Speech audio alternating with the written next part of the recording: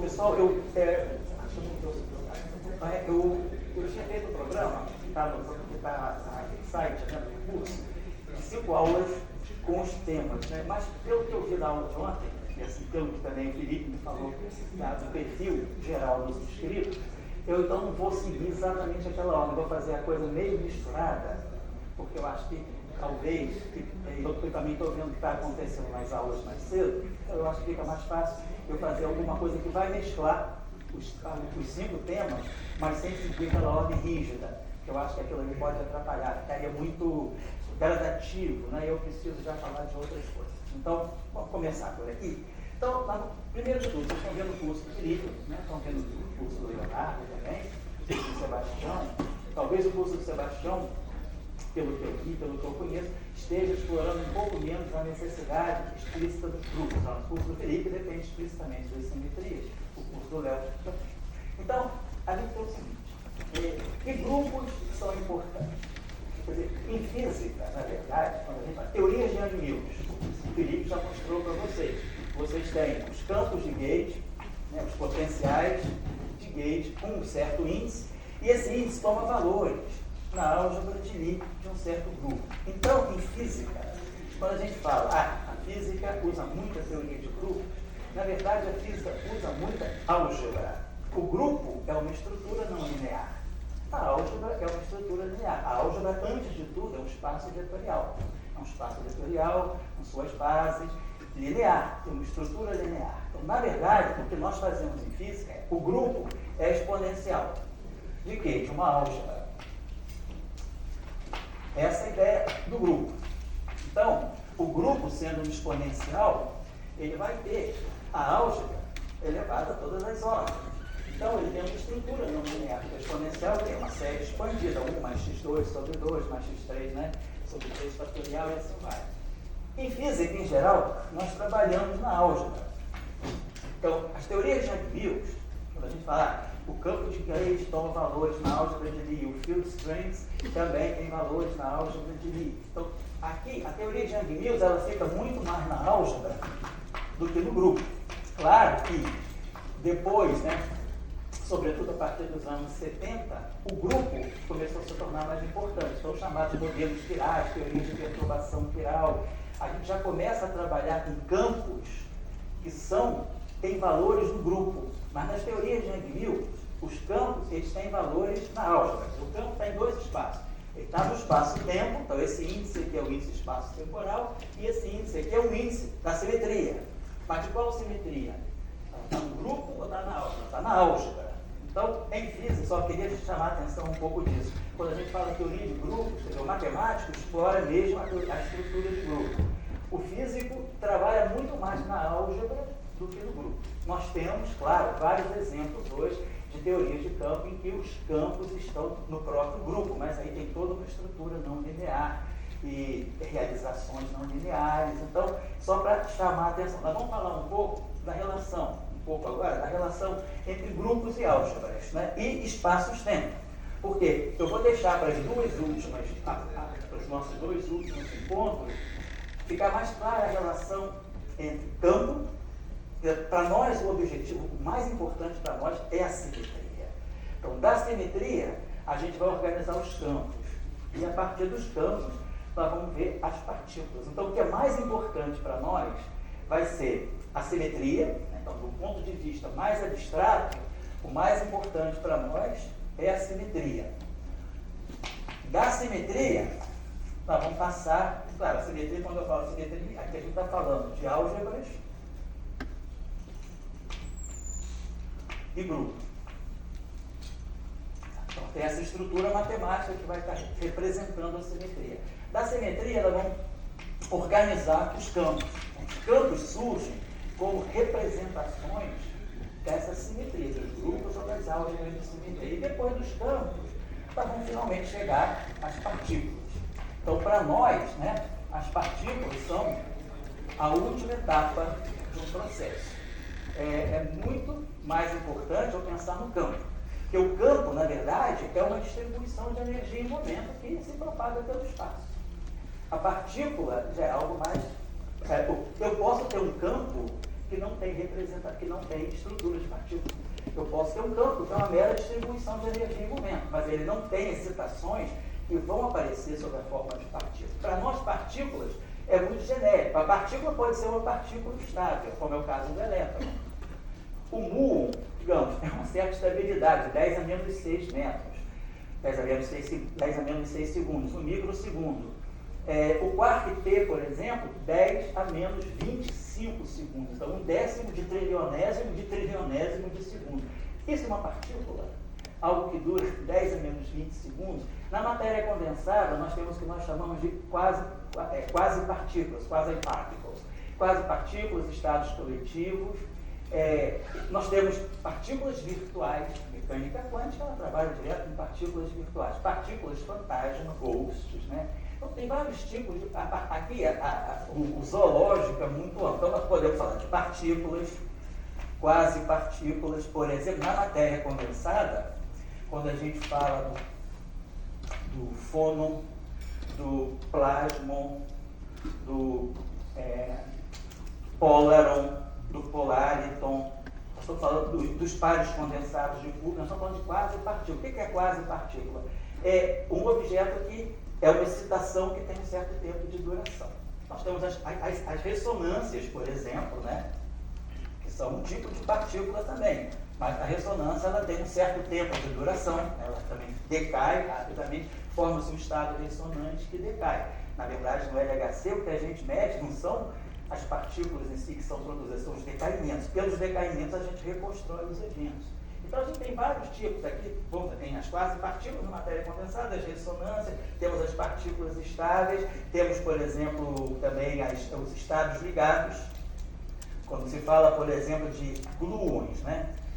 Talvez no curso do professor Gastão Krain, na aula que vem, na próxima semana, ele deva falar talvez dos estados chamados glue balls, né? Que são estados ligados de gluons que ainda não se tem uma evidência direta. Tem quase, né? A gente tem assim, muita indício de que há glue balls, mas tem uma certa discussão na literatura que você não sabe se é exatamente ressonância ou é glue ball. Os chineses dizem que tem glue ball.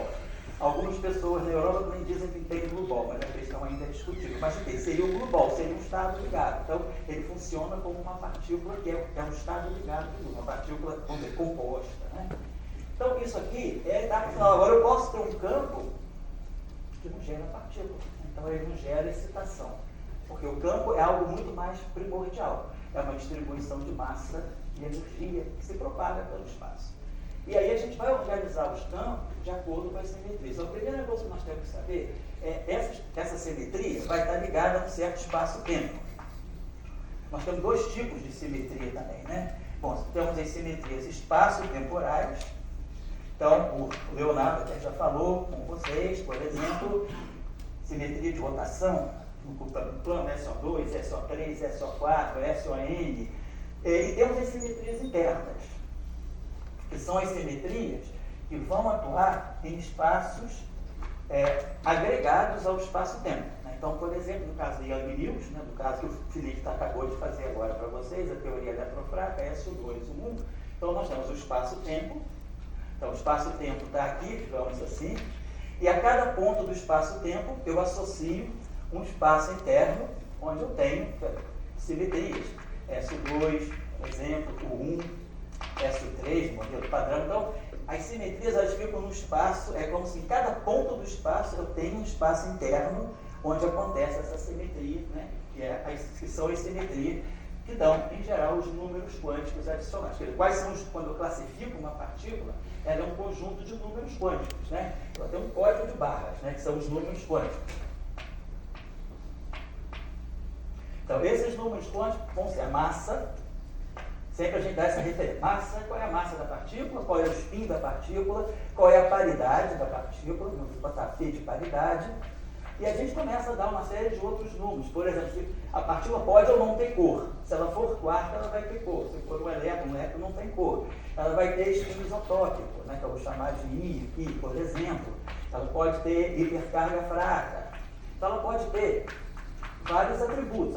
E aí, as simetrias é que vão definir quem são os números quânticos. Aí entra Miss Nether, né? Ela que deu para os físicos essa possibilidade de relacionar simetria com objetos, digamos, com grandezas observáveis, a partir das quais eu vou extrair os números quânticos que vão classificar as partículas. Então, a partícula ela vai ter uma espécie de especificações.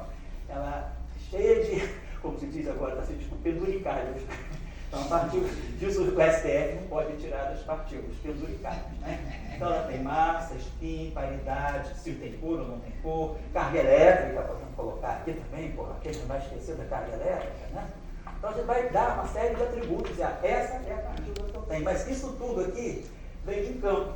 Então, eu gosto de pensar, estou na escola lá do Bobo Salam, o pensamento é essa. Tudo é campo. A vida é campo, o resto é ilusão. Partícula é um resultado, é um aspecto ilusório que os campos promovem. Mas o que a gente quer é campo. Então, não tenham medo de dizer isso, né? De serem ridicularizados por outras áreas do conhecimento, outros campos, subcampos da física, né? Que tem uma certa implicânciazinha com a teoria de campos. Esses caras fazem só matemática. Ontem nós ouvimos várias histórias de quem falou isso, né? Marx era só matemática, Einstein era só matemática, Dirac era só matemática, e hoje a gente não fala de outra coisa a não ser dessas matemáticas, né? Tudo nosso. E onde estão os críticos, né? Assim, os conservadores, né? Continuam nas latinhas de conserva fechadas ainda. Né? Então esses caras saíram fora, saíram do mundo. Então nós vamos colocar dessa forma. Vamos começar das simetrias, porque elas vão estar ligadas ao espaço-tempo e tempo. Agora, física acontece em quantas dimensões? 11.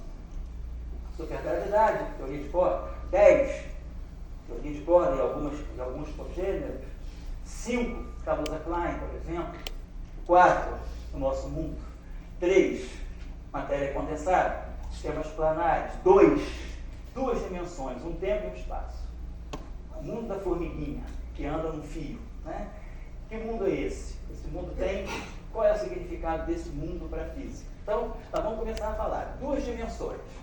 Podem ser duas dimensões euclidianas, x e y, ou podem ser duas dimensões, um tempo e um espaço. Um espaço-tempo, 1. Então aqui o elemento de linha é o ds2, dx2, mais dy2. Estamos falando desse mundo euclidiano, planar. Agora a gente pode falar do mundo relativístico também, unidimensional, uma dimensão de espaço e uma dimensão de tempo. E aí o nosso elemento de linha aqui é o famoso C2, T2 da relatividade, menos dx2. Então nós estamos falando aqui de um mundo, né, que tem duas dimensões diretamente espaciais. Então o grupo que a gente chama de isometria, que é o que deixa a métrica invariante, é o SO2. Então vamos já definir melhor o que é isometria. Aqui eu tenho uma outra isometria. A minha métrica aqui ganhou um sinal menos. Aqui eu tenho um espaço elíptico.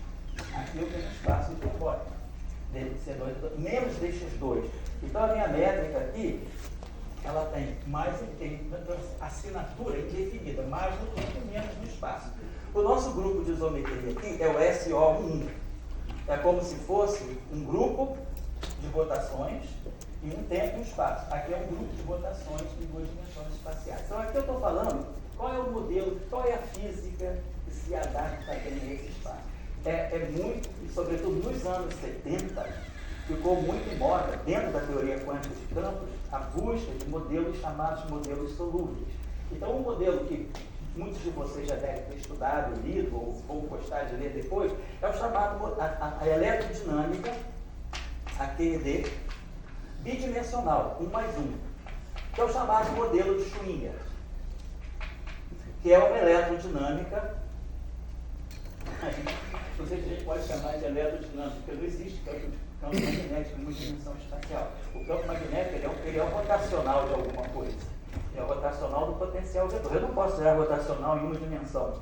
Eu preciso de pelo menos duas dimensões para tirar o rotacional. O rotacional seria pelo menos isso, né? A derivada x da componente y menos a derivada y da componente x. Se eu tenho uma dimensão espacial só, eu não posso tirar rotacional. Então, se eu falar de uma eletrodinâmica, quando eu falo eletrodinâmica em duas dimensões, é uma eletrodinâmica sem campo magnético, só tem campo elétrico. Então, aqui eu tenho, como é que seria a equação as equações de Maxwell no mundo unidimensional? Né? Então, meu campo elétrico, estou falando de uma dimensão, então não vou botar flechinha não. E o campo elétrico seria menos o gradiente, né? Mas o gradiente, nesse caso, é derivado em relação a x, do potencial escalar, menos a derivada temporal de um potencial vetor, que não tem flechinha. Então, esse é o escalar, esse é o vetor, esse é o campo elétrico. O campo magnético seria o rotacional. Para eu fazer o rotacional, eu preciso fazer uma contração, como o famoso e importante tensor de Levi-Civita. Em uma dimensão de Levi-Civita, ele precisa ter pelo menos 2 índices, porque ele é um tensor antissimétrico, é uma matriz. Então, em 2 dimensões espaciais, que não é esse caso aqui eu tenho uma dimensão espacial só, eu posso fazer um rotacional, né? Que vai ser, na verdade, isso aqui seria o campo magnético no mundo planar, que é o mundo do grafeno, que é o mundo do efeito Hall quântico, fracionário inteiro. Então, é o nome de vários materiais, né, de baixas dimensionalidades, esses materiais isolantes topológicos. Então, lá o campo magnético passa a ser um escalar. O campo elétrico, ele é muito, vamos dizer assim, volúvel. Ele vai para a dimensão. Para qual dimensão ele for, ele é vetor. Então, em 3 dimensões, o campo elétrico é um vetor. Em 4 dimensões, o campo elétrico é um vetor. Mas o campo magnético, não. Ele marca o perfil dele de acordo com a dimensionalidade. Então, em uma dimensão espacial não tem magnetismo. Em 2 dimensões espaciais, o campo magnético é um escalar. Na verdade, é um pseudo-escalar. Depois a gente vai explicar por quê. Em 3 dimensões espaciais, que é o nosso mundo, todo mundo faz as equações de Marx, eu tenho campo elétrico e campo magnético. Vetor e vetor. Porque eu tenho 3 dimensões. Então, meu Levi-Civita tem 3 índices. E aí eu posso tirar a derivada J da componente K. Isso aqui é a componente I do meu campo magnético. Dx é dy az menos dz a y. Dy é dz a x menos dx a z e dz a dx a y menos dy a x. Então eu tenho campo magnético. E se for para 4 dimensões, Kaluza-Klein. Quem olhar o paper de Kaluza-Klein é de 1921. Quando ele vai para 5 dimensões para tentar unificar a gravitação com o eletromagnetismo. Ele define um mundo de 5 dimensões, um tempo e 4 espaços. Então, o grupo aqui seria SO15, SO14, perdão. Vamos falar sobre esse grupo também. Então, em Kaluza-Klein em 5 dimensões, eu tenho 4 dimensões espaciais. E aí meu campo magnético deixa de ser um vetor. Ele ascende à categoria de um tensor. Por quê? Eu vou ter um Levi-Civita, tem 4 dimensões, tem 4 índices. O Levi-Civita, ele tem sempre o número de dimensões espaciais. Então, I, J, K, E. Então, 1, 2, 3, 4. Um tensor completamente antissimétrico. E eu vou contrair isso aqui com uma derivada e um potencial vetor. Então, sobram 2 índices. Então, no mundo de 4 dimensões espaciais, meu campo magnético é uma matriz antissimétrica de rank 2. É 4 por 4, né, de rank 2. Então, eu tenho 4 vezes 3, 12 por 2, 6. Eu tenho 6 componentes do campo magnético. Em 4 dimensões, eu tenho dx, dy, dz. Em 4 dimensões espaciais, meu campo magnético teria 6 componentes independentes. bxy, bxz, byz. Depois byz, que a matriz é antissimétrica, então vai se repetir a coluna de baixo. Então eu vou ter 6 componentes independentes. Quando se fala, isso é 4, 5 dimensões, Kaluza-Klein, então nós já estamos saindo, né, do nosso mundo real, indo para 5 dimensões. Claro que o programa de Kaluza-Klein depois foi revisto, né, mas o trabalho original de 1921, ele postula 5 dimensões, e depois o Oscar Klein, é filho do Felix Klein, que a gente falou ontem, o Oscar Klein adota também, e depois Einstein também entra nesse barco a partir de 1928. Então, nós estamos falando de 5 dimensões. Aí, o mundo foi andando, chegou na década de 70, aparece a supergravidade. E aí a supergravidade, ela começa a levantar mais dimensões, chega até 11 dimensões. Então, hoje, a física máxima que a gente tem nos leva a 11 dimensões. Uma dimensão de tempo e 10 dimensões de espaço. E aí a pergunta, o que é o eletromagnetismo? Quando eu falo de uma teoria de supercordas, a gente está falando de uma teoria fundamental. A gente espera gerar o eletromagnetismo a partir do eletromagnetismo, a QCD, a interação fraca, ou seja, a gente espera gerar todas as físicas conhecidas a partir de uma física mais fundamental que está em 10 dimensões, ou em 11 dimensões. A supergravidade máxima vai até 11 dimensões, as teorias de cordas ficam em 10 dimensões. Corda heterótica, as cordas tipo 1A, 2A, 1B. Vamos dizer, toda a família de teoria de cordas está em 10 dimensões. Então, em 10 dimensões, olha o mês, né? Então, a nossa Olga, né? Nosso professor aí também, nosso colega aí das dimensões extras também. Aliás, as dimensões até mais baixas, né, Olga? A gente foi até pelas altas e baixas, né? Então, a gente está falando de o campo magnético, ele vai excedendo a dimensão e ele vai se adaptando a cada dimensão. O campo elétrico não, ele é neutro. Ele deixa qualquer dimensão, ele é vetor. Ele sempre segue esse padrão, gradiente, né, de um potencial. Então, esse gradiente tem tantas componentes espaciais como forem as dimensões do espaço, e aqui um potencial vetor também. Então, se põe 10 dimensões, isso aqui é um vetor de 10 componentes, 10 dimensões espaciais, estou falando. 10 dimensões espaciais, 10 componentes, 10 componentes, 10 componentes. Então, agora o campo magnético, não é mais um vetor. Então, o campo magnético, ele teria, se eu estou em 10 dimensões, eu vou ter 10 índices aqui, I1, I2 e 10. Eu só vou poder colocar aqui uma derivada, sei lá, de I9 a I10. Então, vamos sobrar o quê? Vamos sobrar 8 índices. Então, o campo magnético em 10 dimensões seria um tensor de rank 8. Um tensor completamente antissimétrico de rank 8, ou seja, 8 índices, né? Então, um tensor completamente antissimétrico, 8 índices. Quantos componentes ele tem? 8 vezes 7, vezes 6, vezes 5, vezes 4, vezes 3, faz o fatorial de vídeo, né? Então, vai ter é um campo magnético gigantesco. Então, o campo magnético, ele vai de acordo com a dimensão. Então, essa é uma dimensão lícita também. Então, quando a gente fala de, por exemplo, modelos super estendidos, supersimetria, super Young Mills, em 10 dimensões, 10 dimensões aí sim, espaços temporais, um tempo e 9 espaços, nós vamos estar falando desse tipo de grupos aqui. Então, nós vamos estar falando aqui de grupos, né, com essas estruturas aqui. Vamos colocar desde o mais modesto SO2, que aí o Leonardo ontem, eu acho que mostrou para vocês, pelo que eu entendi da aula do Felipe, o Leonardo tinha mostrado para vocês a relação entre o SO2 e o U1, fazendo a combinação complexa das coordenadas reais. Então, a gente parte dos grupos SO2. Então, tem duas dimensões puramente euclidianas. Ou eu posso ter uma dimensão, um espaço do tipo pseudo-riemanniano, uma dimensão de tempo, uma dimensão de espaço. Então, como eu falei, aqui a gente tem um modelo de Schwinger, que é um modelo extremamente estudado, foi sobretudo na década de 70, porque é um modelo solúvel, então é um modelo não perturbativo. Então, aqui é muito importante. Assim, a física de baixas dimensões, mais baixa dimensionalidade, ela é interessante porque ela é mais finita do ponto de vista do ultravioleta, mas ela é mais divergente do ponto de vista infravermelho. Quando eu aumento a dimensão, eu pioro o ultravioleta e posso melhorar o infravermelho. Então, esses modelos de mais baixa ou de mais alta dimensionalidade muitas vezes funcionam como bons laboratórios teóricos para física, para teoria de campo. Então, esse espaço aqui. O que acontece aqui que não acontece aqui? Depois nós vamos passar para o mundo planar. Então, eu vou passar para um mundo que tem uma dimensão. Eu posso botar o mundo SO3, que é o nosso mundo euclidiano, onde nós escrevemos as nossas equações de Maxwell, onde nós estudamos a nossa mecânica newtoniana. Então, está aqui no nosso mundo euclidiano, o tempo completamente desacoplado do setor espacial. Mas a gente pode ir para uma espécie de uma relatividade planar. Uma dimensão de tempo e duas dimensões de espaço.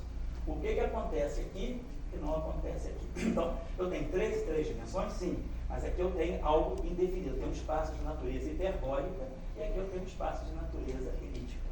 Isso faz total diferença, né, do ponto de vista das equações diferenciais parciais. Bom, aqui, por exemplo, é um modelo. Aqui é muito importante para a física contemporânea, para a física, sobretudo para a teoria de campo. É onde a gente vai falar de Chern-Simons, modelos teorias de campo topológicas. Então, aqui em 3 dimensões espaço-temporais, a gente tem muita atividade atualmente. Por exemplo, quem estuda supercondutividade, high-TC, supercondutores planários, né? Isso na década de 90 ficou muito, assim, supercondutividades a altas temperaturas críticas, as cerâmicas supercondutoras, né? Ficou muito moda estudar modelos, aplicação de teoria quântica, teoria de campos, né? Clássica e quântica em dimensões planares. Então, 2 dimensões espaciais e uma dimensão temporal. Como é que ficam as equações de Maxwell aí? Então, nós já vimos, nesse espaço aqui de 2 dimensões espaciais, eu tenho um vetor campo elétrico. que tem duas componentes espaciais, é x, é y. Mas eu tenho um campo magnético que passa a ser um escalar. Então, se for olhar as equações de Maxwell, eu poderia pensar divergência do campo elétrico, né? Equações de Maxwell na forma diferencial, ρ sobre ε0. Isso é isso de duas dimensões. Derivada x da componente x, mais derivada y da componente y. Aí, quando eu vou pegar o rotacional, lei de Faraday-Lenz, lei da indução, rotacional do campo elétrico, eu deveria ter aqui em 3 dimensões menos a derivada temporal do campo magnético. Só que agora o campo magnético é um escalar.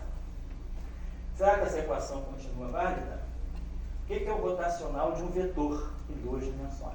Então, se eu estou em 2 dimensões, eu tenho um vetor, vamos dizer, um vetor qualquer, um campo vetorial, que eu posso chamar aqui de, sei lá, de campo. Meu Deus, que dificuldade, né? Um campo vetorial psi. Então eu vou ter dx do psi y menos dy do psi x. Só isso. Então o rotacional de um vetor em 2 dimensões também é um escalar. Na verdade, um pseudo-escalar. Depois vamos ver por que é pseudo, por que não é escalar. Mas só tem uma componente. Então essa equação faz sentido sem a flechinha. Essa equação estaria errada, porque eu estaria dizendo que o campo magnético em 2 dimensões espaciais é um vetor, não é. Ele é um pseudo-escalar. Então isso aqui é um pseudo-escalar e isso aqui é um pseudo-escalar. Agora, tem monopolo magnético? Eu posso tirar a divergência de um escalar? O escalar só tem uma componente, as divergências são dx, dy, dz. Ou dx, dy. Então eu posso tirar a divergência de um vetor. Então não tem lugar para monopolo magnético. Então eu vou tirar, fica triste, aí não tem monopolo. Tá? Agora, e Ampère-Maxwell? Rotacional de B, estou botando aqui em 4 dimensões. Vamos pensar no vácuo. Não está tudo no vácuo. Sem a presença de fontes externas. Derivada 1 sobre c ao quadrado, derivada temporal do campo elétrico. Então seriam umas equações de Maxwell. Seria a equação de Ampère-Maxwell em 4 dimensões, em 3 dimensões espaciais. Mas agora, o campo magnético é o escalar, pseudo-escalar. Então, sai flechinha daqui, mas fica flechinha aqui. Mas eu posso tirar o rotacional de um escalar? Sim, não posso. O que eu posso tirar de um campo escalar? Só gradiente. Então, em princípio, Ampère-Maxwell ficaria assim, gradiente do campo magnético. Então, essas seriam, ainda não são, seriam as equações de Maxwell no mundo planar, no mundo de 2 dimensões, no mundo da formiguinha, que está aqui no plano. Não tem a terceira dimensão. Então, quando a gente fala de efeito quântico fracionário, grafeno, monolayer, né? Realmente aquela camadinha só. Então, o que está faltando aqui? Aí é um pouco da, justamente, análise da simetria. Aqui, então isso aqui é um pseudo-escalar, isso aqui é um pseudo-escalar, isso aqui é um pseudo-escalar. Mas o gradiente de um pseudo-escalar é um pseudo-vetor. Isso aqui é um vetor. Então essa equação está errada do ponto de vista da estrutura tensorial. Formalmente ela está quase no lugar certo.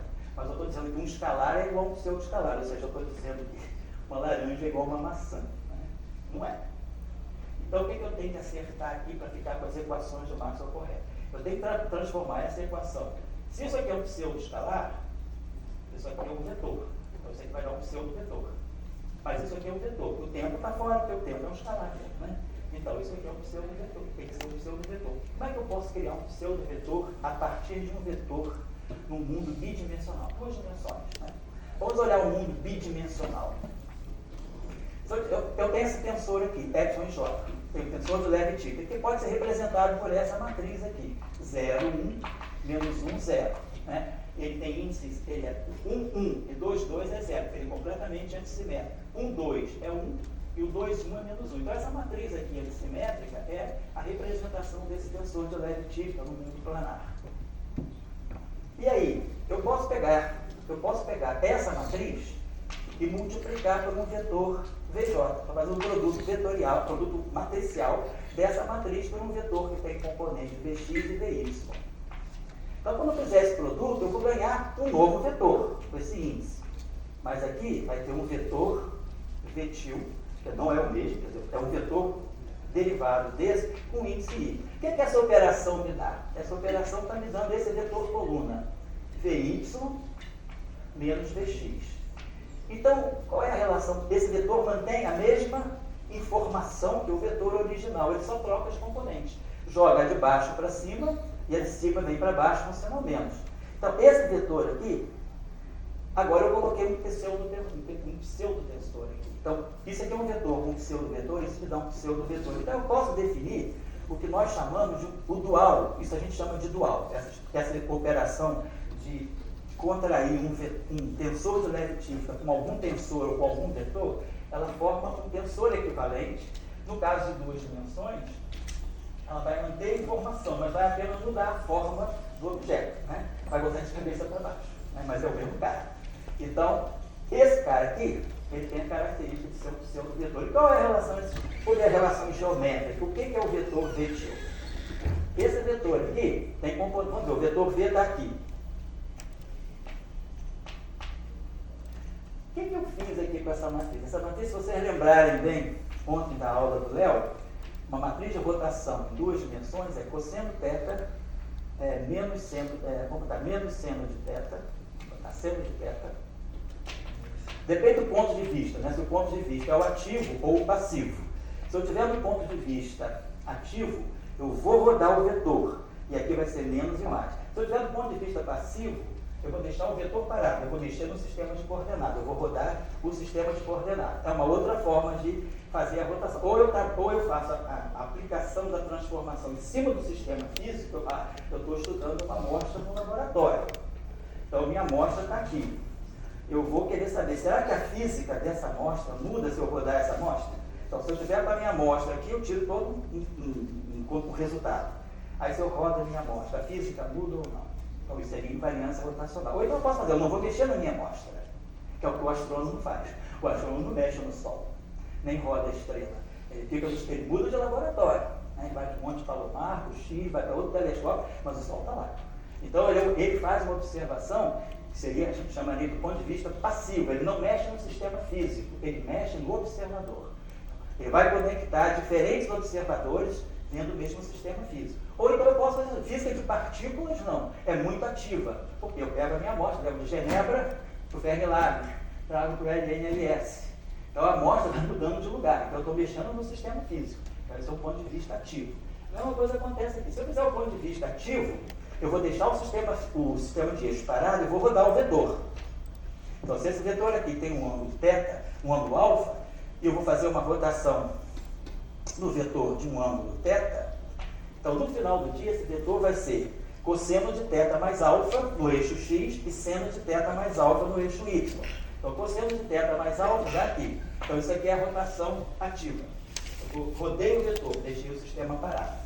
Agora eu posso fazer o contrário. Eu posso fazer o seguinte, eu vou querer observar o vetor sem mexer nele, mas vou pegar um outro observador, que é esse aqui.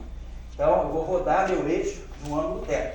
Mas meu vetor está aqui, formando esse ângulo alfa. Então quem é o vetor visto por yx e quem é o vetor visto por y', que é esse sistema aqui. Então vai ser cosseno de alfa menos θ, que aí vai dar o sinal mais. Então a gente pode representar as rotações em duas dimensões por dois modos, porque às vezes a gente encontra no livro com sinal menos ou com sinal mais. Se não for especificado, quando eu coloco a rotação cosseno θ, seno θ, menos seno θ, cosseno θ, essa aqui é essa rotação aqui, vai ficar alfa menos θ. Então, cosseno de alfa menos θ é cosseno alfa, cosseno θ, mais seno alfa, seno θ. Então, essa representação aqui é do ponto de vista passivo. Porque eu rodei o eixo, mas deixei o meu vetor observado parado. Eu não mexi no que está sendo observado. Agora, do ponto de vista ativo, eu vou ter o contrário. Mas a informação, no fundo, é a mesma. Se o sistema se eu tenho simetria rotacional, tanto faz observar do ponto de vista ativo quanto do ponto de vista passivo. Aí João Paulo vai dizer que eu estou errado. Porque quando a gente fala de quebra da simetria de Lorentz, a gente está dizendo sobre que ponto de vista a simetria é quebrada, ativo ou passivo. Então, se um sistema não tem anisotropia, os pontos de vista ativo e passivo confirmam, então são equivalentes. Bom, então só estou colocando isso para dizer, então quando eu faço uma rotação de 2π, cosseno de 2π é 0, é 1, seno de 2π é 0. Tá? Então, se eu fizer uma rotação de 90 graus, π sobre 2, Cosseno de π sobre 2 é 0, isso aqui é 0. Aqui fica 1 e fica menos 1. Essa matriz aqui é exatamente a matriz de rotação do plano de um ângulo de π sobre 2, de 90 graus. 0, 0, 1, menos 1. 0, 0, 1, menos 1. Então, eu estou fazendo uma rotação de 90 graus. Fazendo uma rotação de 90 graus no sentido horário aqui, né? Que eu fazer essa rotação. Então, eu estou trazendo o meu vetor, estou dizendo, no fundo, trazer o dual do vetor, deixa eu apagar esse quadro aqui agora, fazer o dual do vetor em duas dimensões. Estou falando tudo isso por causa das equações de Maxwell, tá? Então, se eu pegar esse vetor aqui e rodá-lo para cá, de 90 graus, ele vai ficar aqui. Então, no fundo é o mesmo vetor. Então, se eu pegar o vetor V e fizer o produto escalar com o dual dele, isso aqui vai dar certo. O vetor e o seu dual são ortogonais. Mas aí sim, a partir de um vetor, eu construo um pseudo-vetor, que é o dual dele. Então, eu posso colocar um tiozinho. Esse aqui é o vetor campo elétrico dual. Então, a minha equação seria assim. Como é que ficaria a equação de Ampère-Maxwell no mundo planar? Estou colocando isso porque esse grupo aqui, esses dois grupos aqui vão ser muito importantes para nós, inclusive para a gente falar de espinúmeros. Então, para as equações de Maxwell, a equação de Ampère-Maxwell ficaria assim. A derivada em relação a x do B seria 1 sobre c. Estou pegando a componente x dessa equação. A componente x dessa equação, quando a gente pega o vetor dual, quem faz o papel da componente x do dual é a componente y, então fica assim. E aí, a derivada y do b, aí a gente sabe, a componente y do dual é menos vx. Fica menos 1 sobre c2 é x. Então, essa seria a equação, a equação de Ampère-Maxwell da eletrodinâmica no mundo planar. Então, eu mantenho Gauss do campo elétrico, Faraday-Lenz, aqui lembrando que o rotacional de um vetor é isso aqui, é um pseudo-escalar. Depois eu vou dizer que vou falar por que é pseudo. Mas é um escalar do ponto de vista de não ser um vetor. E essa equação aqui, ela precisa. Ou eu posso colocar o dual também aqui. Né? Só que a gente tem que perguntar o seguinte: o que é o dual do dual? Quem me chamou? Fala. Eu não entendi o porquê que o campo elétrico. O que mudou quando você transferiu o campo elétrico para ele ser um vetor dual? O que mudou foi o seguinte, então, vamos retomar aqui. Se eu escrevesse, do ponto de vista assim, bem naíve, né? Imediato, é o que a gente faz, imediatamente. A equação de Ampère-Maxwell eu colocaria, eu não posso tirar o rotacional de um campo escalar, mas eu posso tirar o gradiente. Então eu pensaria, no lugar do rotacional do campo magnético, eu tiro o gradiente do escalar magnético. E aqui eu tenho um campo elétrico. Ficaria bem com a carinha de Ampère-Maxwell. Vetor e vetor. Só que isso aqui é um pseudo-escalar. Isso aqui é um vetor. Então isso aqui é um pseudo-vetor. E isso aqui é um escalar, é um vetor. Verdadeiro vetor. Então eu estou dizendo que um vetor é igual a um pseudo-vetor. Isso está errado. Uma equação física, né? Ninguém iguala uma velocidade a um tensor de energia em momento. A gente iguala vetor com vetor, escalar com escalar, tensor com tensor, assim vai. Então, escalar com escalar, pseudo-escalar, pseudo-escalar, vetor com vetor, pseudo-vetor com pseudo-vetor. Então, eu preciso, essa equação está morrendo, está descendo de uma consistência do ponto de vista da transformação de paridade. Então, eu preciso, ou esse cara se torna um pseudo-vetor, ou esse cara se torna um pseudo-vetor. Eu também poderia colocar o tiozinho aqui, pensando assim. Agora, vamos ver o seguinte, o que é o dual do dual? Quando eu faço o dual, eu multiplico por essa matriz. Eu tinha apagado aqui. O que é tirar o dual? É pegar essa matriz aqui, que é o x e j, e multiplicar pelo vetor, vx, vy. Então isso aqui me retorna, como nós tínhamos visto, o vy sobe, e o menos vx é essa aqui. Se eu tirar o dual do dual, eu vou multiplicar outra, eu vou pegar essa, vou botar essa matriz aqui desse lado e dessa matriz. Eu vou tirar, ou seja, eu vou tirar o dual do dual. Eu vou ter que aplicar essa matriz agora a esse vetor. Exatamente. Então eu vou rodar ela de 90 graus em mais 90 graus. Eu vou rodar ela de 180 graus. Então o dual do dual, se eu tirar o dual duas vezes, ele não reproduz o vetor, ele inverte o vetor.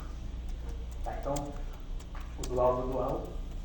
E diferentemente do conjugado complexo. Quando eu tiro o conjugado complexo do conjugado complexo, eu retorno ao número complexo original. Z estar é Z. Mas a operação de dualidade em duas dimensões, ela faz uma digamos, ela inverte o vetor, porque são duas rotações de 90 graus. Então o vetor está aqui, ele roda de 90 graus, depois ele roda de mais 90 graus, então ele fica oposto. Então, se eu colocar o dual aqui, tudo bem. Agora, não, eu posso tirar o dual dessa equação. Sim, tira o dual dessa equação. Então eu boto um dual aqui, e aqui vai ficar o dual do dual. E aí aqui vai ficar o sinal menos. Certo? Só tem esses cuidadinhos. Mas assim, agora exercício, né? Não vou falar igual o Felipe mandar vocês fazerem meia-noite, não, tá? Ele mandou, parem de dormir, tá? Faz quando vocês puderem, né? Na hora do banho, tomando banho mentalmente, né? Então, tirem as equações de onda. Como é que ficam as equações? Mostrar a partir daqui que é um cálculo vetorial simples, mas é diferente. Eu vou ter que mexer, por exemplo, a divergência, né? Quando a gente fala em 3 dimensões espaciais, todo mundo já sabe divergência do rotacional de um campo vetorial é zero, desde que esse campo vetorial tenha derivadas segundas contínuas. Se houver derivadas, é o que acontece na equação do campo magnético. Divergência do B rotacional de A, é igual a zero. Divergência do rotacional de A, que é o campo magnético, é zero. Equação de Gauss do campo magnético. Aí o que o Vovô Dirac fez? Falou, não, eu posso ter um potencial vetor que não tem derivadas segundas contínuas, que é o chamado potencial de Dirac do monopolo magnético. Dirac falou, não, isso aqui é diferente de zero.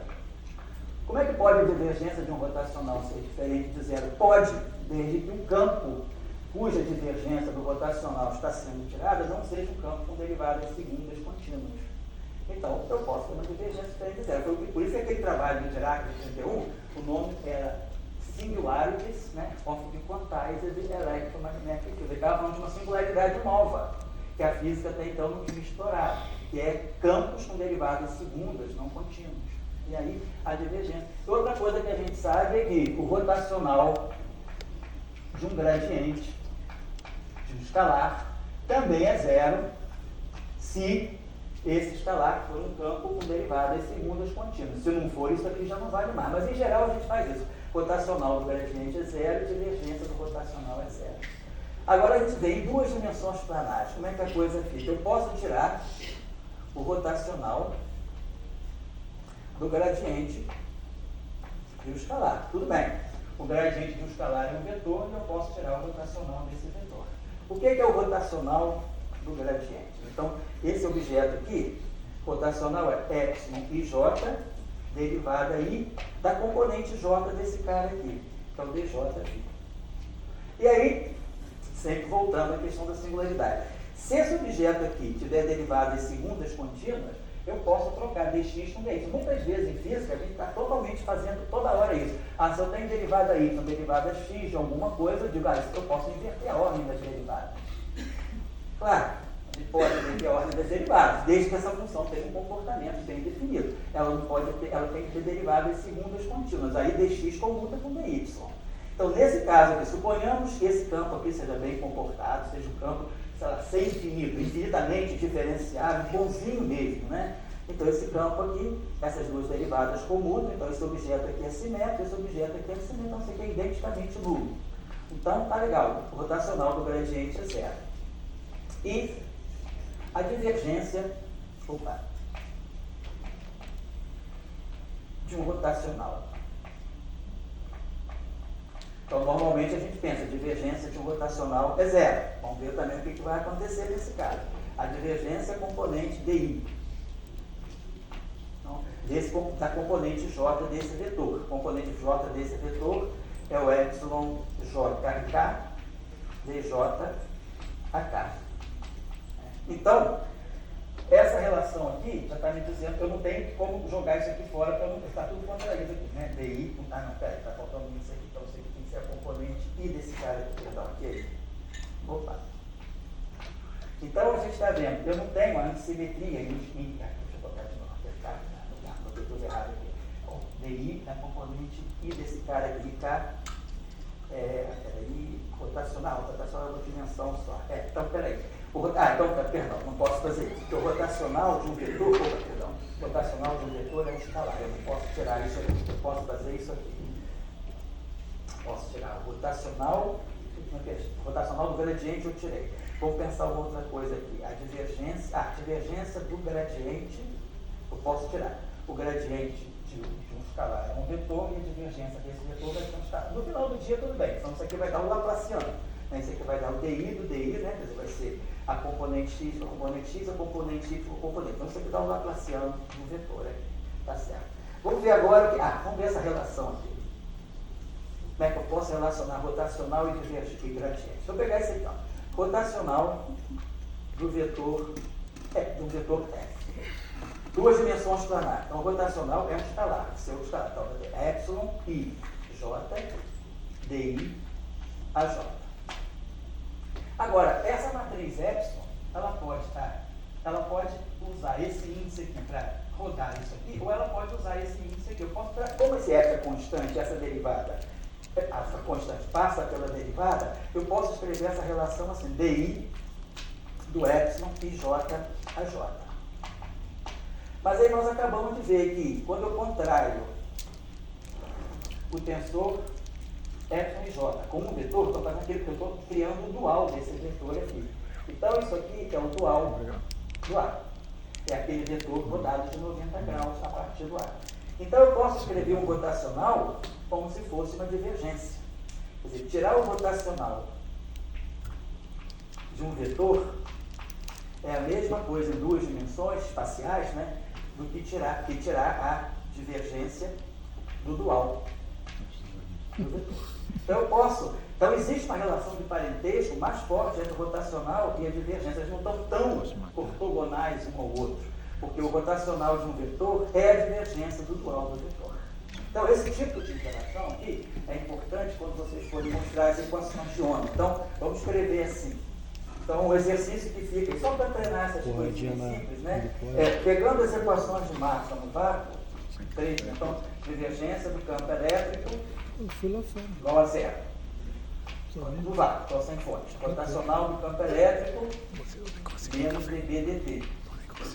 E gradiente dual do campo magnético igual a 1 sobre c ao quadrado, derivada temporal do campo elétrico. Então agora sim, essa equação aqui é puramente vetorial e isso aqui é puramente vetorial. Com essas três equações aqui, peço para vocês mostrarem que tanto o campo elétrico quanto o campo magnético satisfazem uma equação de onda como em três dimensões espaciais. Só que vocês têm que mexer um pouquinho com essas relações aí, que são simples, né, mas não são muito usuais na nossa vida. A gente faz muito cálculo vetorial em três dimensões, mas não em duas dimensões. Então, duas dimensões têm muitas propriedades interessantes. Outra coisa, então, chamando a atenção, isso é um exercício bobo, né? Quem quiser, tira o vetor de Poynting aqui, exercício, né? Como é que fica a energia do campo eletromagnético? Né? Como é que fica a densidade? Como é que eu vou tirar a equação do vetor de Poynting? Derivada temporal da densidade de energia eletromagnética mais a divergência do vetor de Poynting, se tiver sem corrente externa, é zero. Conservação da energia do momento transportada pela onda eletromagnética. Então, faz esse exercício de novo. Quem é o vetor de Poynting? Todo mundo está lembrado que o vetor de Poynting em três dimensões é vetor B sobre L zero. Só que agora, esse B perde a flechinha. Então, esse produto vetorial perde sentido. Será que é esse aqui o vetor de Poynting? Ou tem alguma particularidade aí?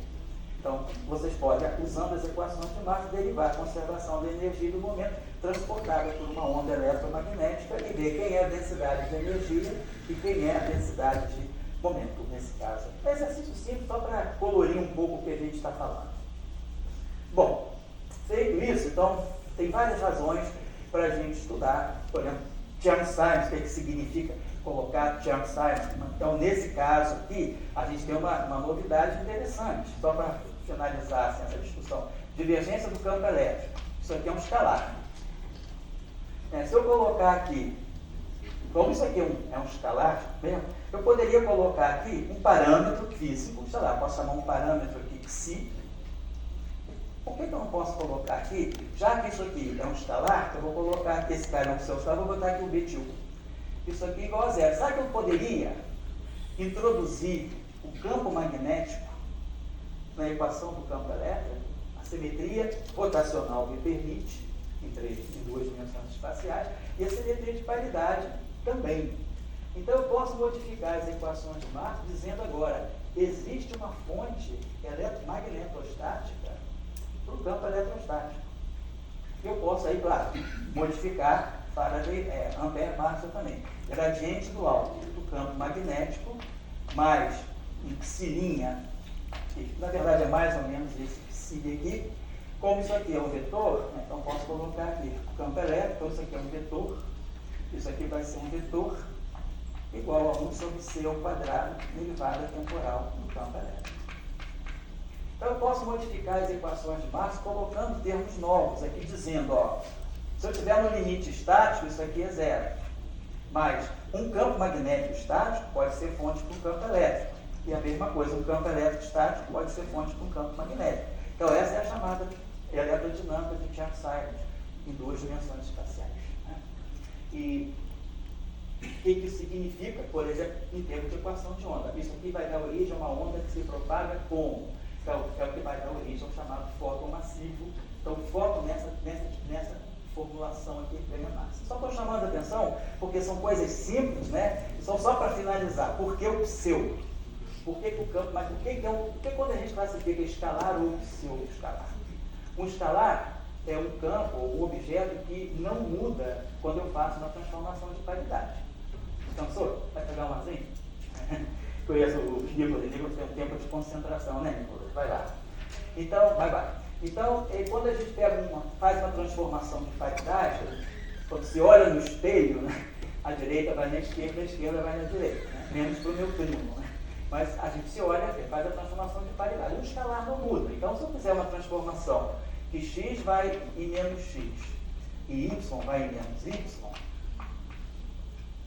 será que essa transformação é realmente uma transformação de paridade? Vamos pensar assim, ó. Tem o meu sistema de eixos assim. Então, se eu pegar um vetor em duas dimensões e jogar o x, a componente x para a componente menos x e a y para menos y, esse vetor ele vai estar invertido aqui. Então, no fundo, esse vetor rodou de 180 graus de pico. Então, a transformação de paridade em duas dimensões, ela não é uma transformação de paridade, porque ela, na verdade, é uma rotação. Porque o que caracteriza a transformação discreta de paridade é que ela tem que ter determinante menos 1. Em três dimensões isso acontece. Eu rodo x, x vai em menos x, y vai em menos y, z vai em menos z, tudo aqui é zero. Então, se eu fizer uma transformação de paridade num vetor, ele vai em menos z, menos x, menos y, menos z. E essa transformação aqui tem determinante menos 1. Portanto, ela não pode ser conectada continuamente com a identidade. Ela é uma transformação discreta. Ela não é uma transformação contínua. Em duas dimensões, se a gente for copiar o modelo das três dimensões, está errado. Porque uma transformação que leva x em menos x e y em menos y, perdão, é uma rotação. Então tem determinante 1. Essa matriz aqui que faz essa transformação é menos 1, 0, 0, menos 1. X, y.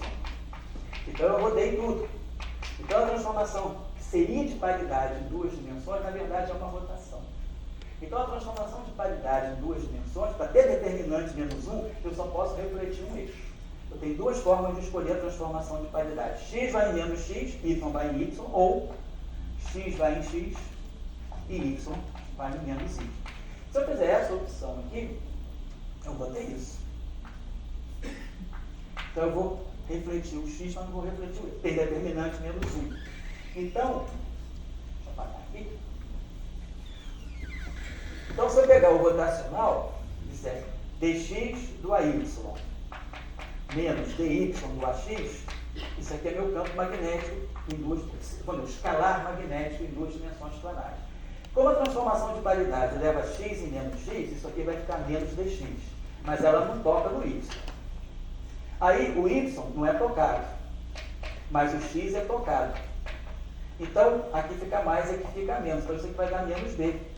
Então, o escalar magnético, ele troca de sinal por uma transformação de paridade em duas dimensões planares. Daí ele é pseudo-escalar. Por isso eu estou falando de pseudo-escalar. Porque a transformação de paridade não é trivial de x menos x, y menos y. Eu tenho que fazer determinante menos 1, para a transformação ser discreta e não contínua, senão seria menos seria uma rotação de π, não é o caso. Tá claro? Só para alguém que ficou na dúvida, você, né, ou uns colegas perguntou por que era então é por isso que o campo magnético é um pseudo-escalar. Então o rotacional do campo elétrico é um pseudo-escalar, por isso que ele dá menos dB dt, e aí a gente tem homogeneidade, pseudo-escalar. O é um vetor, como o potencial vetor é um vetor, não é um pseudo-vetor. Se eu tiver um pseudo-vetor, aí sim, dx, aí, se o meu A fosse um pseudo-vetor, o pseudo-vetor ele vai trocar, vai ser o contrário. E aí eu teria, se eu tiro o rotacional de um pseudo-vetor, eu vou obter um vetor. Então, só para ter essa informação. Então, com isso aqui a gente resolve uma série de coisas, né, no caso. Então a gente vai estar estudando, né, esses dois casos aqui, que são importantes, porque esse aqui a isometria aqui é a métrica tridimensional. O que eu estou falando aqui é a métrica dx2 mais dy2, é a métrica, né, do teorema de Pitágoras, a métrica pitagórica. Agora aqui eu teria uma métrica que é C2T2 menos dx2 menos dy2, que é a métrica da luz. Então a luz seria isso aqui. Maior do que zero é tipo tempo, menor do que zero tipo espaço, e aqui tipo luz. Então eu tenho uma nova métrica ditada pela invariância da luz. Então aqui, a minha isometria é esse grupo aqui. Então mudou a métrica, eu passo de um espaço elíptico para um espaço hiperbólico, eu mudo o caráter dos grupos, como nós vamos ver daqui a pouco. Então esse grupo, então, aqui é a importância de toda a física galileana, newtoniana, equações de Mach, nós estamos aqui. O tempo fica fora da jogada. Aqui eu estou em 3 dimensões, mas o tempo está integrado no setor espacial. Então, espaço-tempo. Então aqui eu vou fazer uma outra física, né, diferente. Aí a gente vai para o mundo, que a gente está no mundo de Minkowski, né? Então a gente tem o mundo SO13, que é o mundo da relatividade especial propriamente dita, e a gente tem o mundo SO4, que é, muitas vezes, quem faz teoria quântica de campos tem que fazer a chamada rotação de Wick e fazer a teoria, considerar a teoria euclidiana. Quando eu considero a teoria euclidiana, eu estou saindo dessa isometria, estou indo para essa isometria, eu mudo muito. A questão é a física, fazer a rotação de Wick e dizer, agora eu vou euclidianizar a minha teoria. Simplesmente fazendo isso, dando esse decreto, a física se rende a isso? Ou eu tenho coisas para mostrar? Essa é uma discussão bastante profunda na teoria quântica de campos. Até que ponto a rotação de Wick, ela não mexe na tua física. Tem toda uma discussão importante, sobretudo quando os espinores estão envolvidos. Então, às vezes a gente fala de uma maneira muito trivial, vamos tomar a versão euclidiana, faz a rotação de Wick. E aí a teoria fica euclidiana, mas ela fica euclidiana falsamente, porque eu introduzo um número complexo, a unidade imaginária, em algum lugar que deveria ser real. E aí, tá bom, o integral de caminho converte. Mas a física é a mesma. Então, por exemplo, quem estuda instantons, né? Em teorias de Young-Wilson, soluções topológicas tipo instanton, por exemplo. Soluções tipo instanton são soluções euclidianas, da teoria de Young-Wilson. E aí tem uma discussão longa na QCD, não sei se o Gastão vai falar disso na semana que vem. Quem é o vácuo da QCD? O vácuo da QCD é altamente não trivial. Seria o vácuo da QCD um instanton? Seria o vácuo da QCD um meron? Então existem várias configurações topológicas, né, que podem ser candidatas a vácuo da QCD. E aí a gente está falando, mas o instanton é um vácuo euclidiano. Será que a QCD ela respeita esse vácuo euclidiano?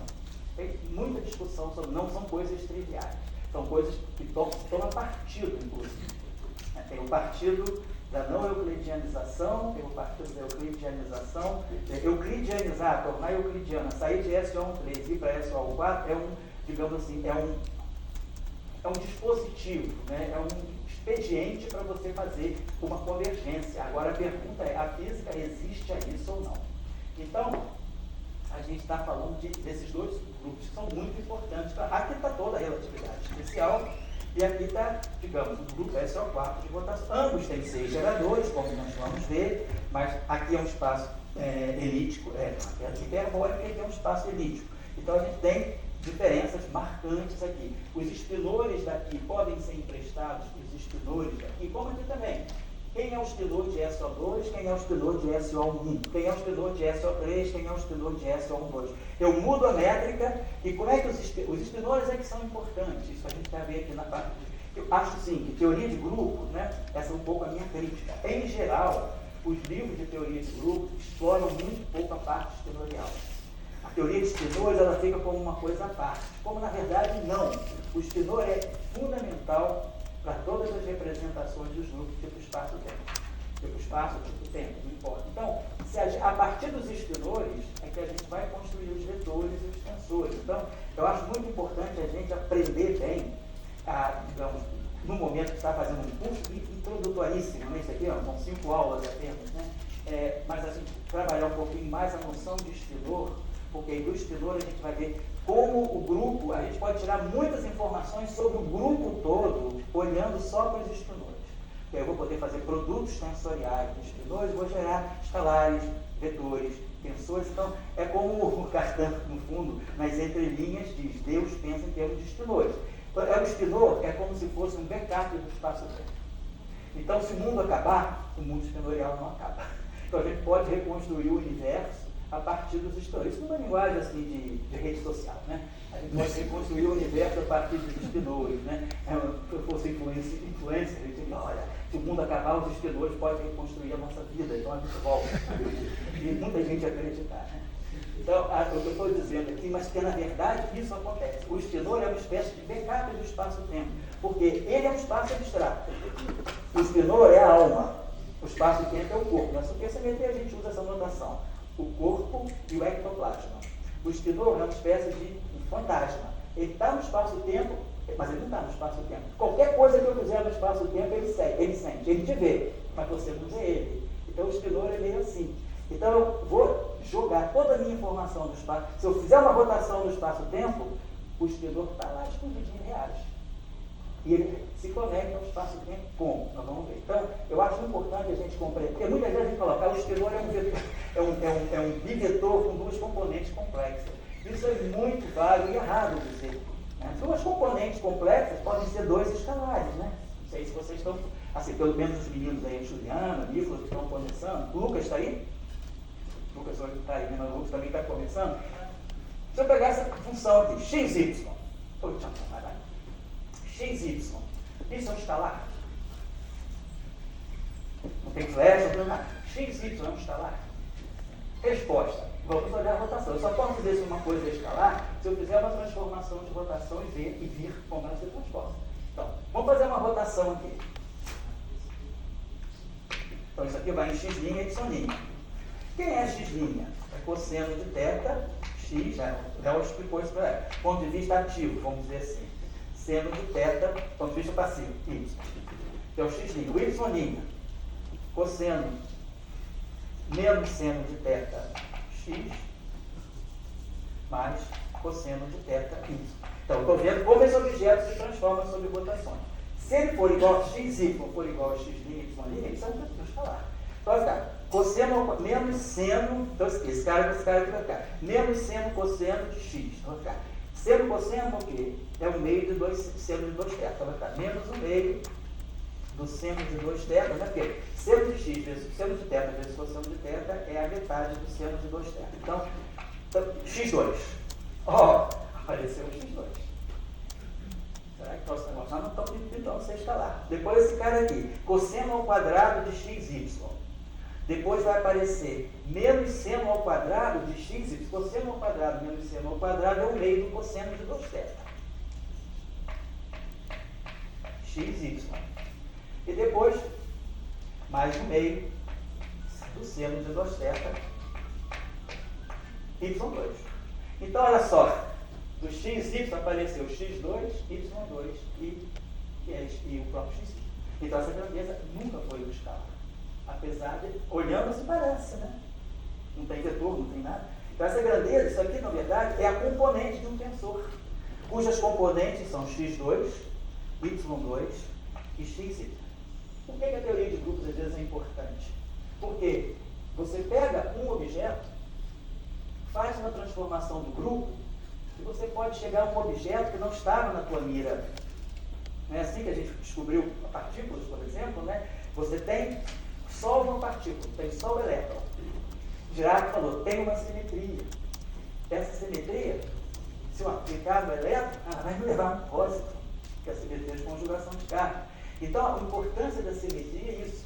A partir de algo que você conhece, se você conhecer apenas uma parte, mas se você conhecer esse objeto, ele é parte de um sistema que eu não conheço.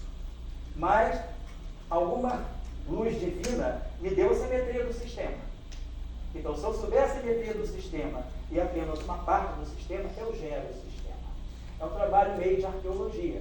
Você pega alguns estilhaços de um vaso bonito lá em Creta e reconstrói a civilização minoica, né? Porque você conhece as partes e a simetria te ajuda a reconstituir o todo. Então, eu conhecia só XY.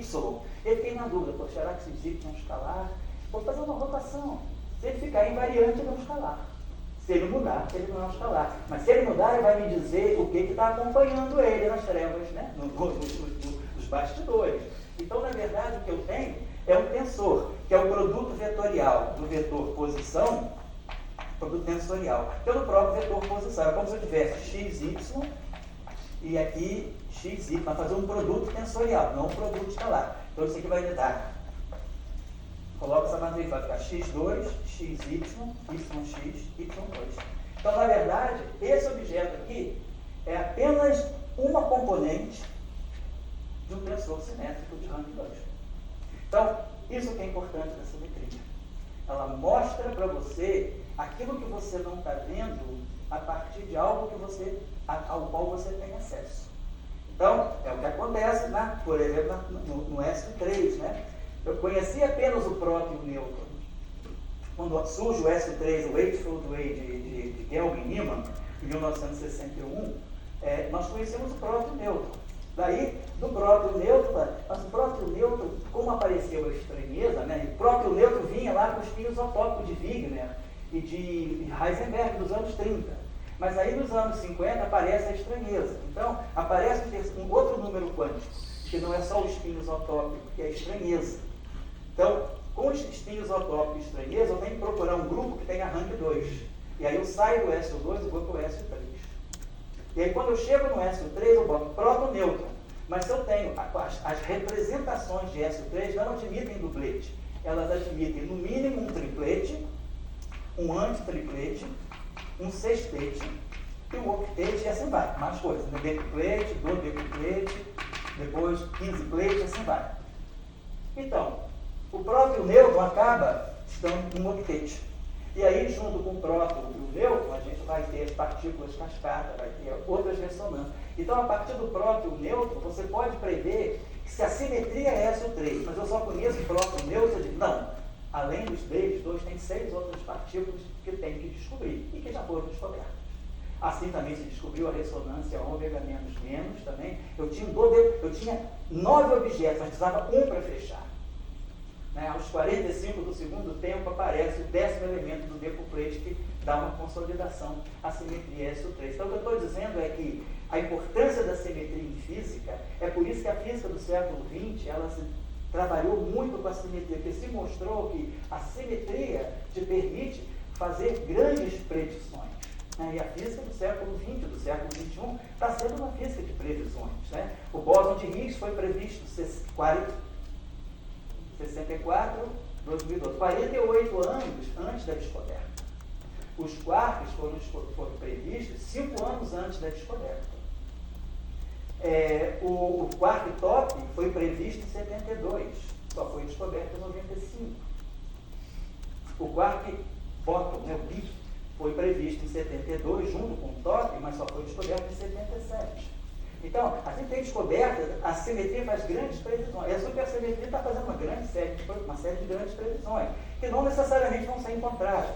Não significa que, como deu certo para todo mundo, vai dar certo para a supersimetria. Mas o que a gente está dizendo é o poder de previsão que a supersimetria te dá. Pergunta. Ela nos diz quem vai ganhar a eleição em 2026? Tomara que a simetria seja uma simetria CPT. Sem ser. Então, a gente pode fazer uma camisa esse ano, sim, CPT, apaga o C, bota o C manchado, deixa só o PT. Você é petista? Eu sou bolsonarista. Você é petista? Você é petralha? Não. Simetria, você é PT. Então, o PT é muito importante. O PT já está presente nas simetrias mais importantes da física do planeta. É comunista, Partido dos Trabalhadores. Então, também, a física sempre nos leva para a esquerda. Então, é isso aí. Está claro, então, a ideia que a gente está dando da simetria, por que a simetria é tão importante? Por isso que a gente insiste tanto, né? O Pico está aí falando de simetria, o Léo está falando de simetria, todo mundo está falando de simetria. Simetria é porque ela é a grande previsão. Materiais topológicos foram descobertos a partir de previsões teóricas, né? Na matéria, você não esperou achar uma mina de isolante topológico. Você produziu esse isolante topológico a partir de simetrias. Então, a própria matéria condensada aderiu à onda da simetria também, né? Vários materiais, supercondutores topológicos, isolantes topológicos, excitações de Majorana nas bordas dos isolantes topológicos, tudo isso é previsão da simetria. Então, é tão simples quanto isso, né? O exemplo mais simples que eu gosto de dar é esse, de XY, você descobre X2 e Y2. Então, você descobre que ele não está sozinho, ele é membro de um tensor de rank 2 cilindros, tá? Então, isso aqui, tá, vamos explorar essas coisas. Então, vamos falar desses grupos aqui. Depois, claro, todo mundo já ouviu falar de de Sitter e anti-de Sitter. Então, o grupo de de Sitter, né, é a isometria dele é SO14. Esse aqui é o grupo de de Sitter em 4 dimensões. E o SO23 é o grupo de de Sitter. Então, esse aqui está ligado ao ADS4. São 5 aqui. Então, ele está ligado ao ADS4 também. Esse aqui, aliás, esse aqui é o de Sitter. O de Sitter, e esse aqui é o anti-de Sitter de 4 dimensões. E quando a gente fala de teoria de cordas na conjectura de Maldassem, né, que é a ADS-CFT, a gente está falando do SO24. Então, esse aqui é um esparto de anti-de Sitter de dimensão 5. Então, quando a gente fala que a teoria de cordas ela pode ser compactificada, né, no ADS5, né, quer dizer, que é a parte de 5 dimensões, né? E no espaço de 5 dimensões, 5 vezes 5, né? Então, esse aqui é o ADS5. Então, nós vamos falar desses grupos aqui, são importantes também, porque são, quem faz relatividade com constante cosmológica positiva está falando do de Sitter. A supergravidade, ela sempre dá anti-de Sitter. Então, a teoria de supergravidade, ela sempre o espaço-tempo que ela trabalha é o anti-de Sitter. Mas o anti-de Sitter quadridimensional é o SO23. O anti-de Sitter da teoria de cordas é o SO24. Quem fala de matéria condensada, fala de faz a conexão CFT-ADS, nós estamos falando de um espaço de anti-de Sitter tridimensional. Espaço de anti-de Sitter tridimensional. O anti-de Sitter a gente sempre pensa assim, ele vai ter uma dimensão a mais, então vai ser 4. Mas ele vai ter 2 dimensões de tempo. Então ele vai ter 2, 2. Então esse SO22 é o grupo de anti-de Sitter de dimensão 3. Porque o que caracteriza o anti-de Sitter é uma métrica desse tipo aqui. Só que ela vai dessa maneira aqui. No anti-de Sitter, o de Sitter 1/4 é C2, T2, menos DX2, menos DY2, menos DZ2, menos, sei lá, DW2. Então eu tenho, posso botar aqui um lambda 2, né? A constante cosmológica positiva. Então eu tenho uma dimensão temporal e 1, 2, 3, 4 dimensões espaciais. Isso é o de Sitter. O anti-de Sitter, ele vai ter 2 dimensões tipo tempo. Então ele vai ter 2 sinais mais. Em geral a gente coloca aqui mais um DT2. Então ele teria 3 dimensões espaciais e 2 dimensões tipo tempo com sinal mais. Então esse aqui é o anti-de Sitter quadridimensional, que dá uma constante cosmológica negativa. Então, de Sitter, anti-de Sitter, é só mudar isso aqui, passar. E agora, o que é importante para fazer a conexão com a física? O Felipe ontem falou para vocês do grupo conforme. Eu cheguei aqui no final da aula dele, ele estava falando do grupo conforme. O que é um grupo conforme? Então, estou só colocando essas coisas gerais para vocês terem um panorama, né? Por que a gente fala dessas coisas, né? Para depois a gente começar a operacionalizar. Então, tem Google, por favor? 4:10. Eu vou até 4:20, 10 minutos. Só para chamar a atenção. O que é o grupo conforme? Quando a gente fala, todo mundo que vê o relatividade, a gente fala da estrutura de cones de luz. Os cones de luz são, digamos assim, as geodésicas que a luz segue no espaço-tempo de Minkowski, T2, dt2, quer dizer, o que a gente diz é o seguinte, né? A luz vai percorrer uma distância, sei lá, de um módulo de dx, né?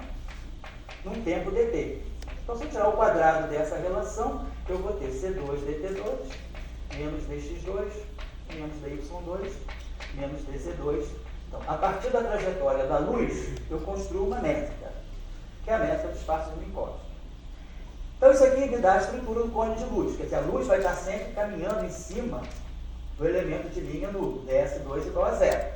A pergunta é, a transformação de Lorentz deixa isso invariante? Sim, não muda o cone de luz. Então, se eu tiver uma estrutura de cones de luz, a transformação de Lorentz muda, a transformação de Poincaré não muda. Aí, a pergunta que se fez na década de 70, final da década de 60, é qual é o conjunto de transformações mais gerais possíveis que eu posso fazer para estender o grupo de Poincaré sem mexer na estrutura dos cones de luz, deixando inalterada essa condição de ds2 igual a zero. Então, o grupo de Poincaré, ele tem 10 parâmetros, é um grupo de 10 parâmetros. Nós temos as Poincaré, né, quer dizer, ele tem as 4 translações espaço-temporais, não é uma soma direta, mas é uma soma semidireta, aí a gente tem aqui Lorentz, SO13, então aqui eu tenho 4 geradores, né, as translações, x'mi mais ani, então faço as 4 translações espaço-temporais, e depois faço as 6 rotações no espaço de Minkowski, lambda, limite, x'mi, estou só colocando assim esquematicamente.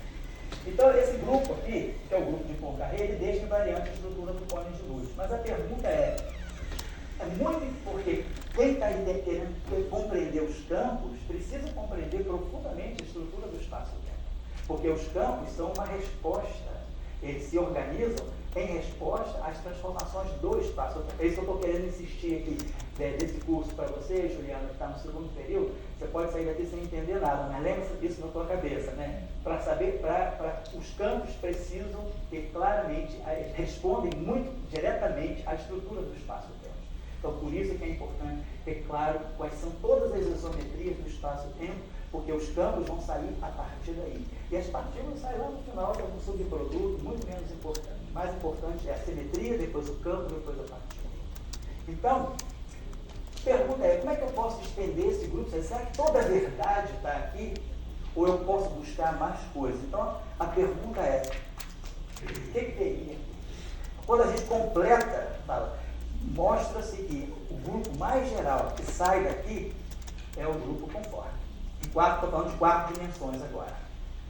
Mas quem é o grupo conforme de 4 dimensões? Ele vai ter 4 translações de espaço-temporais, 6 rotações no espaço de Minkowski, uma transformação de dilatação, que ela estica a escala do espaço-tempo. Ela faz o exponencial de lambda vezes x'mi. Se o lambda for positivo, isso aqui é maior do que 1. Então, x' e módulo é maior do que x. Se for negativo, isso aqui é menor, então eu estou esticando ou contraindo a escala do espaço-tempo. Por que isso é importante? Porque a física está sempre interessada em buscar regimes assintóticos. Se eu vou a energias muito altas, complementarmente eu estou indo a distâncias muito pequenas, né? Complementação, ΔX, ΔP. Então eu estou indo a energias muito altas, então estou indo fundo na matéria. Eu estou a distâncias tão pequenas que se eu mudar a escala, se a escala é de 1, ou a escala é de 10, ou de 100, ou de 1000, eu estou praticamente no zero. Né? Zero, né? Eu tenho 10 a menos, sei lá, 10 a menos 33 centímetros, que é a escala de Planck. Se eu mudar a minha escala de 1 para 2, ou de 2 para 1000, praticamente fica inconsequente. Então, a transformação de escala, ela deve ser uma boa simetria quando eu estou no regime de altíssimas energias. Por isso era uma questão importante na Gauss, Feynman trouxe essa questão em 64, né? Buscar todas as simetrias que são obtidas no regime assintótico de altíssimas energias. Então, a transformação de escala, ela é uma boa simetria a altíssimas energias, porque eu estou a distâncias tão pequenas que se é 0,001 ou 0,00001 é a mesma coisa. Então, a simetria de escala pode ser uma boa simetria. E também, a gente sabe, pela matéria condensada, que a simetria de escala ela funciona perfeitamente bem nas regiões de transição de fase. Quando eu tenho transição de fase, nós temos simetria de escala. Então, uma transformação de escala, um único parâmetro, lambda. E depois tem chamados bustos conformes, que são outras 4 transformações. São os bustos conformes. Então, esse grupo aqui é o grupo mais amplo do espaço-tempo quadridimensional em 3, que deixa estrutura invariante do codinus. Se eu fizer qualquer transformação do grupo conforme, eu não mudo a estrutura de cones de luz, que é fundamental para a causalidade. Saber o que é tipo tempo, tipo espaço, tipo luz. Esse grupo aqui, então, tem 4, 10, 11, 15 componentes, 15 parâmetros. É um grupo de 15 parâmetros. E esse grupo aqui é o SO24. Então, esse grupo aqui, que é o grupo conforme das 4 dimensões, ele acaba sendo o grupo de isometria de um espaço ADS. 5. Então é por isso que Maldacena, sem saber, ele fez essa conexão ADS CFT. Porque o que é conforme, como o Felipe falou ontem, é invariante de escala, então não tem massa. E a Young-Mills não tem massa. Então a Young-Mills tem invariância conforme. Então, já estou acabando, tá? Então, vai faltar 1 ou 2 minutos, né? 4. Então, já estou acabando. Então, a transformação, o grupo conforme, né, ele vai muito nessa direção, de ser aquele grupo que deve ser a simetria mais alta da física de partículas a altíssimas energias. E ele é o grupo de isometria do ADS. Então, quando Maldacena faz o paper dele, da conjectura de Maldacena em 1995, ADS, 96, ADS e CFT, ele não cita o trabalho de Dirac de 1963. O professor Dirac, em 1963, fez um paper estudando física em antidisciplina. Ninguém conhece esse paper, porque ele foi recusado pelas revistas de física. Então, quem aceitou esse paper foi o Journal of Mathematical Physics, em 1963. Maldacena não cita, não por má fé, porque ele não conhecia a física, não conhecia esse trabalho do Dirac. Que é quando Dirac diz o espaço de Minkowski é uma fronteira do espaço de antidesíter, 5-dimensional. Nós vimos num boundary 4-dimensional do espaço de antidesíter. E ele mostrou, inclusive, que por isso os quartos deveria haver composição mais profunda na matéria do que os próprios quartos. Existem 2 objetos na natureza chamados singletons, que são confinados no espaço de Minkowski, mas que aparecem em ADS5. Então o ADS5, né, é, na verdade, um grupo conforme de 4 dimensões. Então, o que é conforme em 4 dimensões? É invariante de escala, é Young-Mills. O que é antidesíter? É gravitação, é constante cosmológica. Então, Maldacena relaciona constante cosmológica com simetria de Young-Mills dentro da teoria de cordas. Aí o item vai traduzir o paper de Maldacena. E aí escreve um paper em cima do paper de Maldacena e cita o trabalho de Dirac. Mas ele cita o trabalho errado. Ele cita o trabalho de 35, que era de Sitter, não antidesíter. A gente fala de um item. Não que ele tenha cometido erro, o item é super o item. Mas, assim, é a falta de divulgação da literatura. Né? Então, às vezes, né, a física bloqueou certos trabalhos importantes. O trabalho de Dirac em 63 é fundamental. Ele inspirou Salan depois a introduzir o conceito de pré-ions, que é quarks compostos, leptons compostos, fóton composto de pré-ions também. Então, essa simetria SO24, ela é fundamental na teoria de cordas, nos programas de compactificação. Então, amanhã, só para finalizar, nós vamos começar a trabalhar humildemente.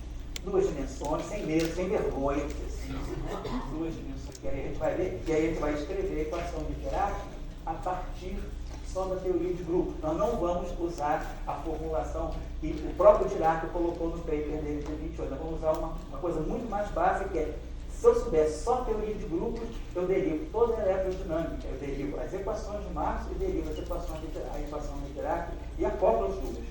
Então a gente vai gerar tudo a partir desse grupo aqui, que é SO3. Então amanhã a gente vai trabalhar um pouco nessa compra. Agora, operacionalizar. Como é que fica explicitamente, qual é a diferença entre um espidor de 2 componentes e um vetor de 2 componentes, e assim vai. Obrigado a todos, tá?